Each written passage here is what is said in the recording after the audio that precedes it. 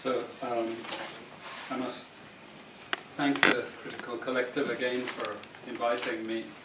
I thought they never would after the last bad thing that I said. I must have upset lots of people, I'm sure. Every time I make a presentation I upset lots of people, but never the Critical Collective, so we must be thinking alike.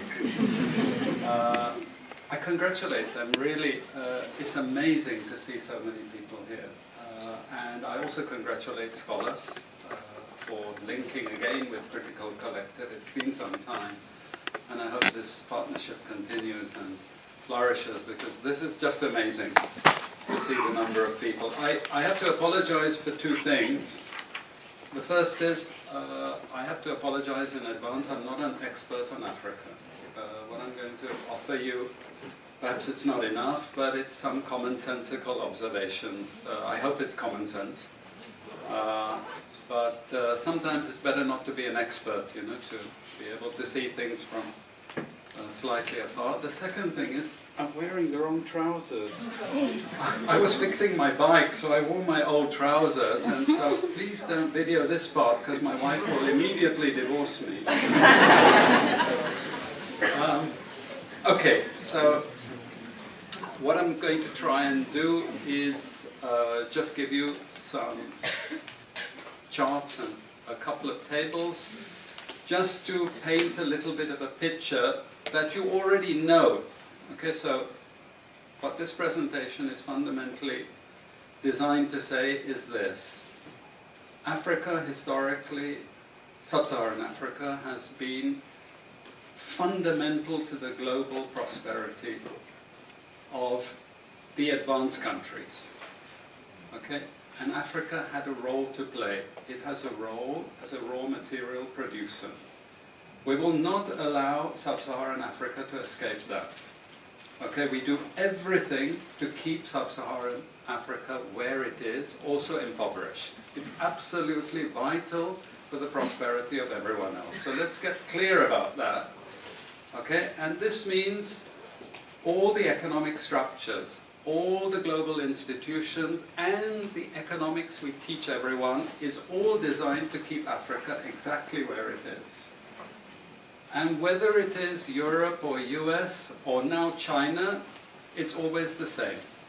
We need Africa to be impoverished because we need those raw materials and we need them dirt cheap.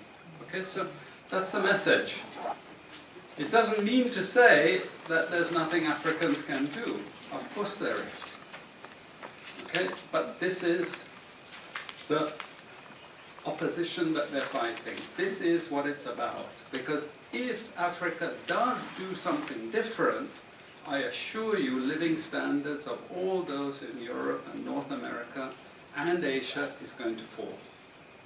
Okay? And that is a big price to pay. I assure you that the West is not going to allow that without a big fight. Okay, so this is what it's fundamentally about. What I want to show you is how these structures are operating. It's just 20 minutes, so we can't do very much, but just to give you a little bit of an idea. And why I keep the ideology part there is because we are part of the producers of ideology. At universities and academic institutions, we are complicit in this whole enterprise. Okay, so the job of many Western academics is to convince Africans they have to keep doing what they're doing. Okay, and to show them it's your fault that you're poor. It's not our fault. It's your fault that you're poor. You know, so this is what we do in academic institutions, and I want to show that as well.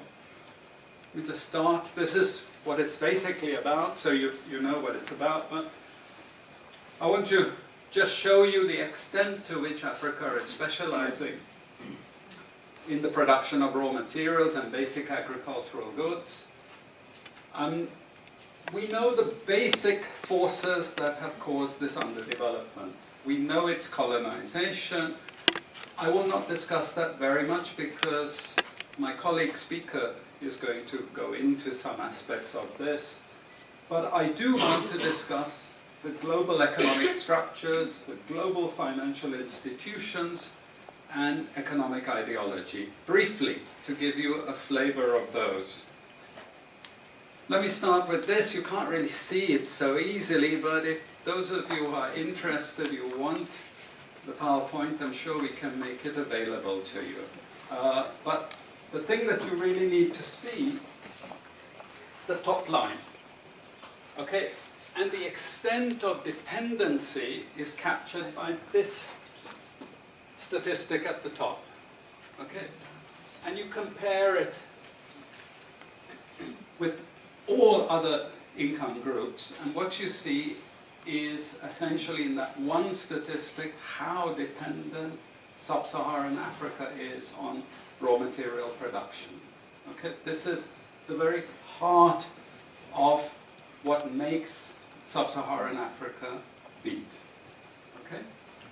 Here, just to have a look at one very important additional statistic, with all this export coming from sub-Saharan Africa, how much does sub-Saharan Africa account for in terms of global trade value? We know there are vast resources coming from there, but look at the bottom line in terms of global trade value. Look at that. 0.5%, 1975, 0.95%, going down to 0.1. To 0.1. Meaning that with all these vast resources being produced, how much are they getting for it? Nothing. Nothing. This is a very significant piece of data. Then I just want to show you what has happened to sub-Saharan Africa, because what we know, and from all studies, no country ever develops without manufacturing. Okay, producing raw materials will not take you anywhere. Producing basic agricultural goods will not take you anywhere. And let's have a look at how much manufacturing activity takes place in sub-Saharan Africa. We can look over the last 15 odd years, 15, 20 years. And we see manufacturing has actually declined as a percentage of the total. This is percentages of total production in sub-Saharan Africa. How much of it is accounted for by manufacturing? So this figure here is 17% of the total. Most of the rest, when we talk of industry, it includes manufacturing, but the bulk of it is mining. Okay? Raw material extraction. This is the bulk of it. And here we see actually raw material extraction has stayed the same. What has caused industry to fall is the fall in manufacturing production. This is deliberate because we will never, as Western economists, as Western policymakers, we cannot afford to allow Africa to industrialize and start producing manufactures. Okay, so we will do everything to stop that. And I'm going to show you how we actually block that. It's obvious in certain ways, but it's less obvious in other ways. Now, we have actually seen periods of rapid growth in sub-Saharan Africa, misleading people, saying, oh, you know, we're now doing much better. And this has happened recently. Recently, I've had students come and tell me, we've done much better now. And you can see growth rates rose quite sharply in recent times. Now are starting to go again down. But if you look historically, the same thing happened earlier. Why? Because in these two periods, we had East Asian rapid industrialization processes. So in the earlier period, we had Japan and Korea and Taiwan. Okay, rapid growth, sucking in raw materials from Africa, driving up the prices, and then sub-Saharan African countries grew. Exporting raw materials, they grew. But after those countries finished industrialization, then sub-Saharan African growth rate again fell. Okay, but along comes China. Next wave. Okay, again, sub-Saharan African growth rises, but now China is going down. As many of you now know from the press, China is going down. But sub-Saharan Africa is going down even faster. And we're going to go back to where we were again, with very low prices of raw materials, very low growth rates, and again, the sorts of poverty that we saw once before. Because, bottom line, sub-Saharan Africa is condemned to this role. Just the supplier of raw materials, not a manufacturer.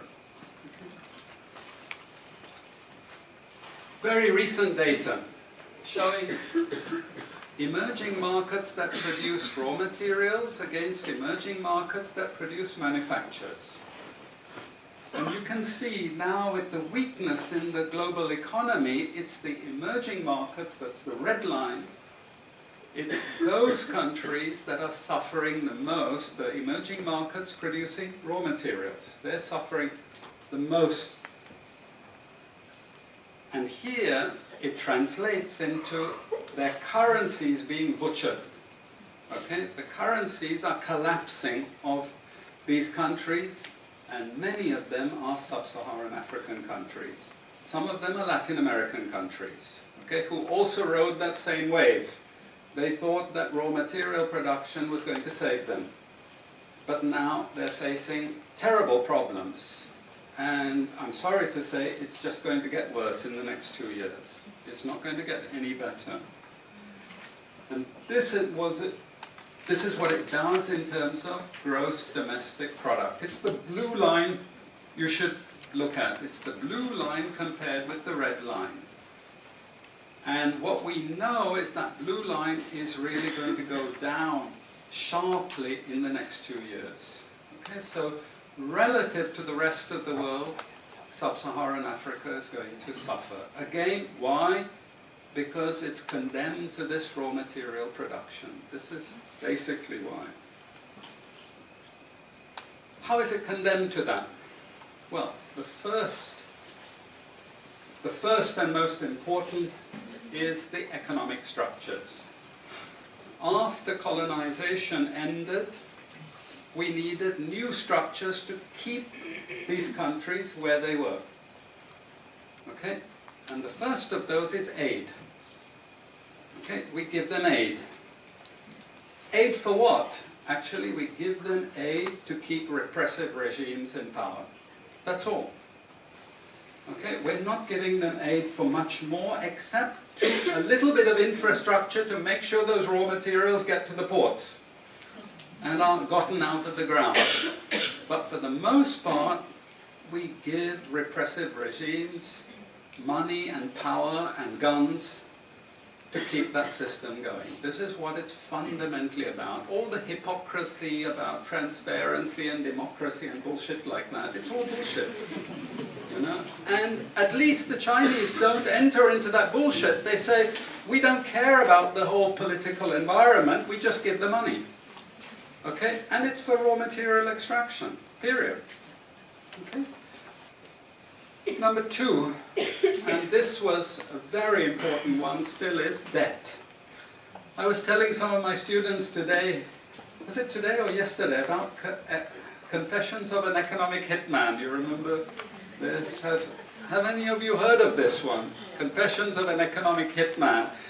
It's a book written by John Perkins, who used to work for a very nebulous, opaque bank. No one had ever heard of this bank, but it was formed in the 1950s by the IMF, the CIA, and the American State Department. And it had only one job: to lend money to developing countries that were raw material producers in order to indebt them. Once you are in my debt, I control you. Okay? And this bank had 4,000 employees. But no one ever heard of this bank, you see. But it would go to country after country offering loans. And if the president did not accept the loan, they were killed.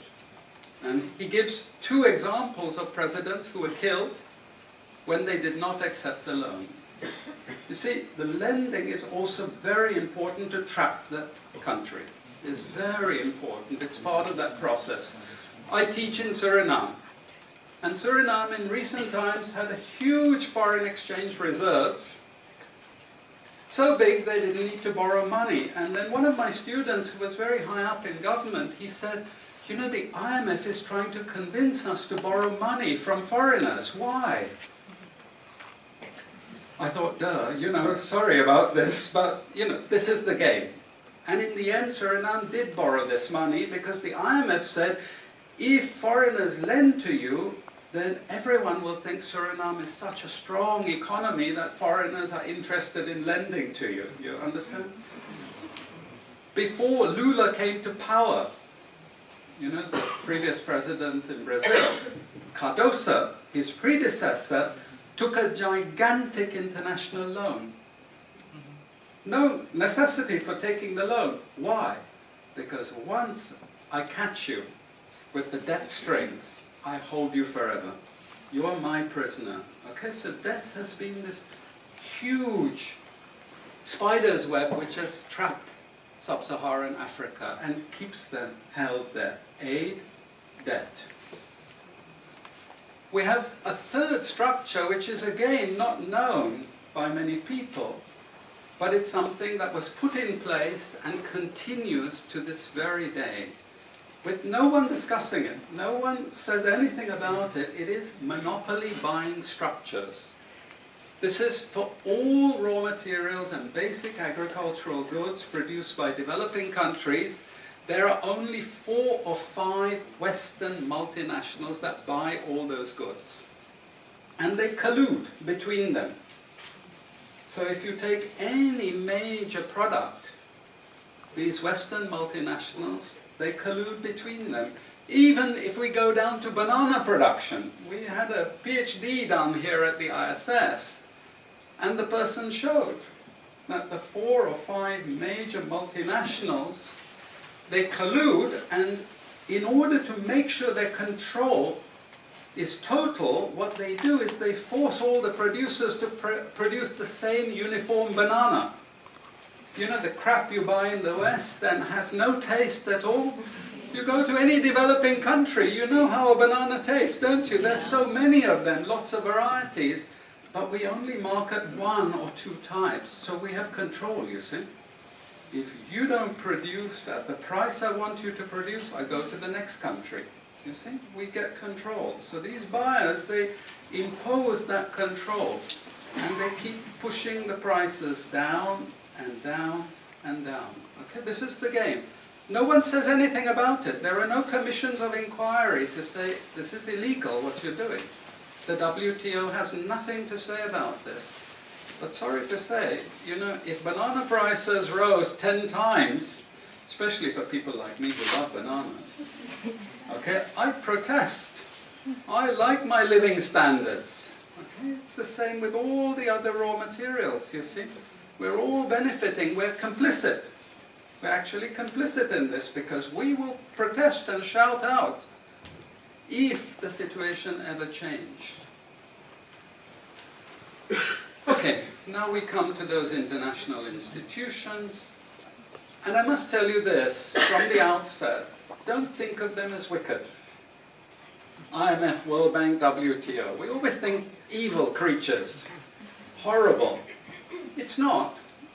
It's just economics. It's economic warfare. The rich declare war on the poor. It happens everywhere. It happens in a country. The rich control the government. Of course they do. You really believe you have democracy? Come on. You know, I mean, grow up. This is not about people living in democratic systems. What we have is the rich control. The rich set up these institutions explicitly to control the poor countries. And they don't give them much room for maneuver. Which incidentally, when the IMF starts talking of poverty alleviation, you should also understand that there's another game there also starting to play, which I'm going to come back to later.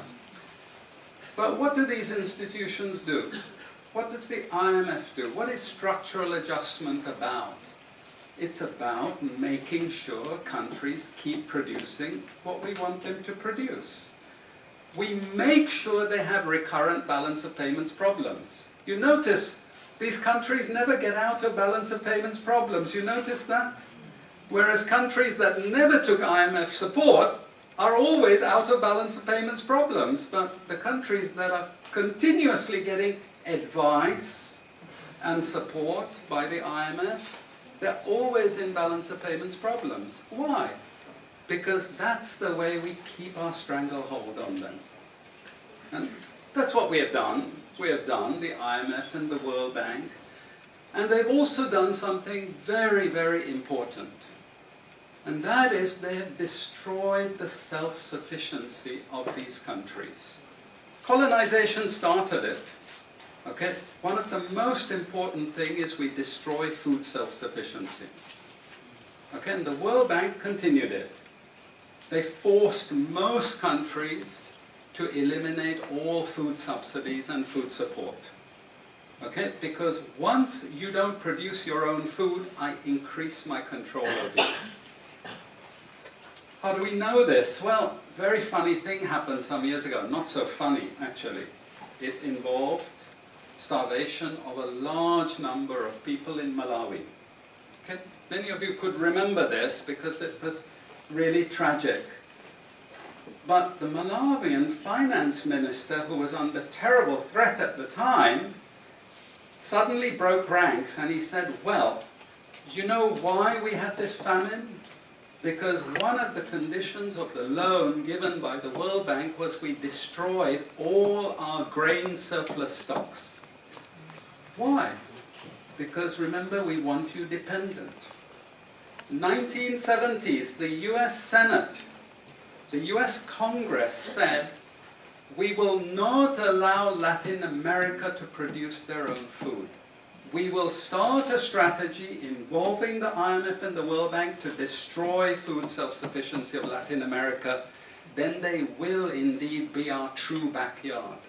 And that's exactly what they've done. Look at all the Latin American countries. Look at them. They used to be food self-sufficient, but they're no longer food self-sufficient. Now here comes the kicker. This is the beautiful part of it. I congratulate them. You know I admire them because they do it so well. Okay? I know it sounds really perverse. But we have now in the WTO something called the Agreement on Agriculture. Okay? You know what that Agreement on Agriculture states? It says, if you don't have any subsidies, you're not allowed to put these subsidies on food. But if you have subsidies and income support for food production, you can keep them. Who has all the subsidies and income support? US, Europe. The largest budgets in the world for supporting their farmers are Europe and US. But the World Bank and IMF have destroyed all those subsidies. You see, all those subsidies have been destroyed.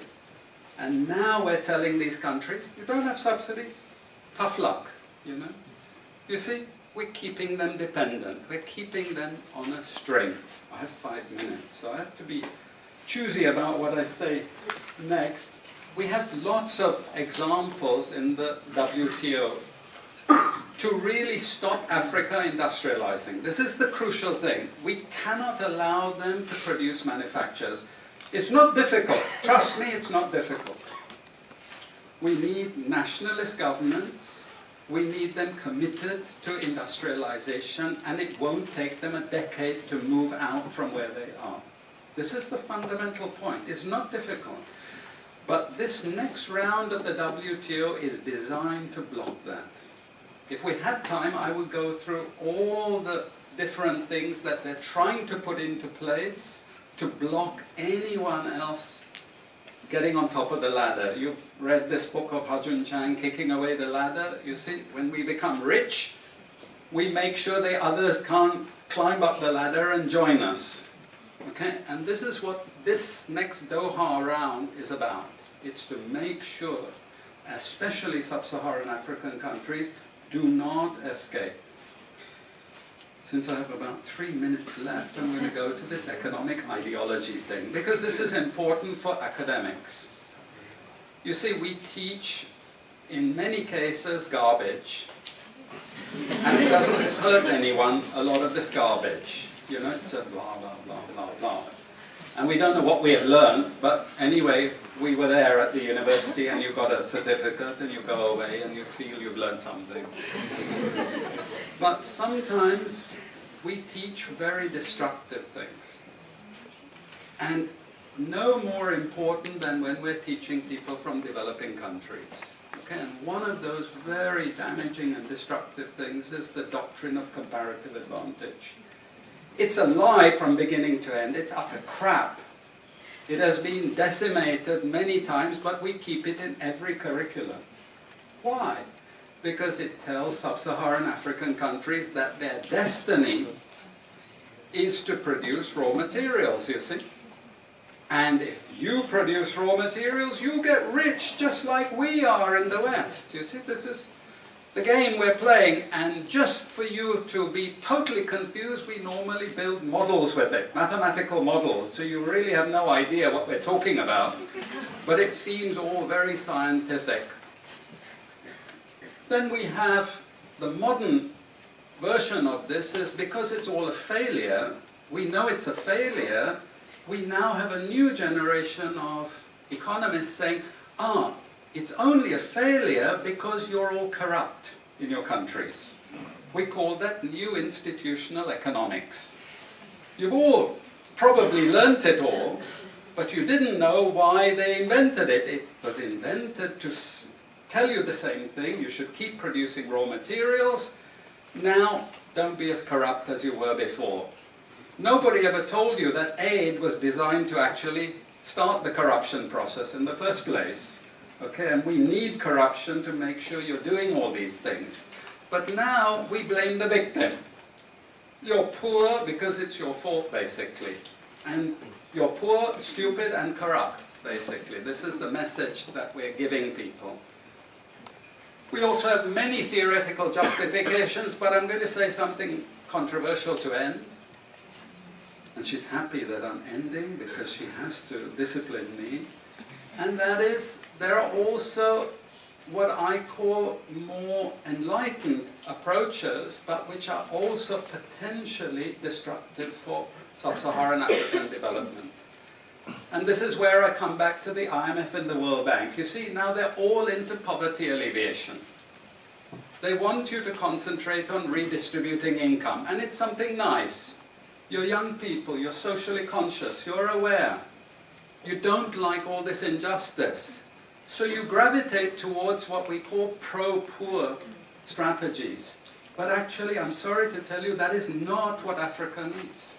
Africa needs aggressive industrialization.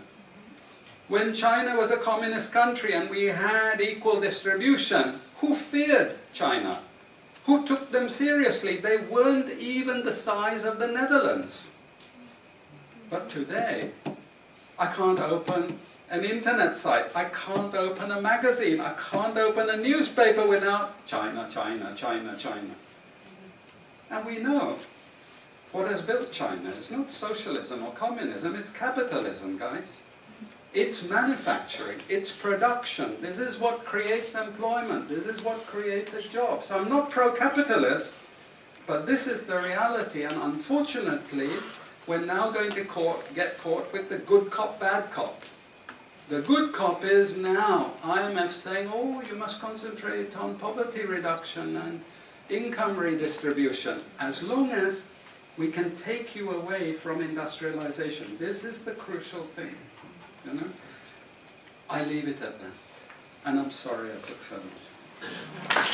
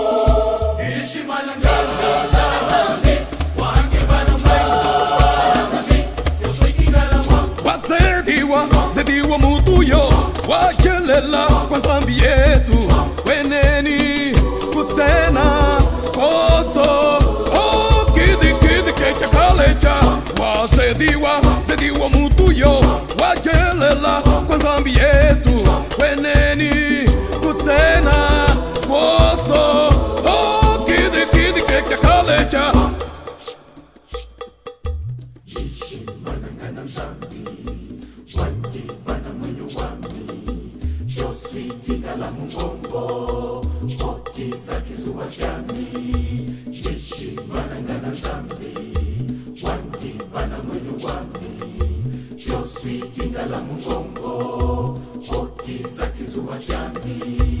Yakutola mokoto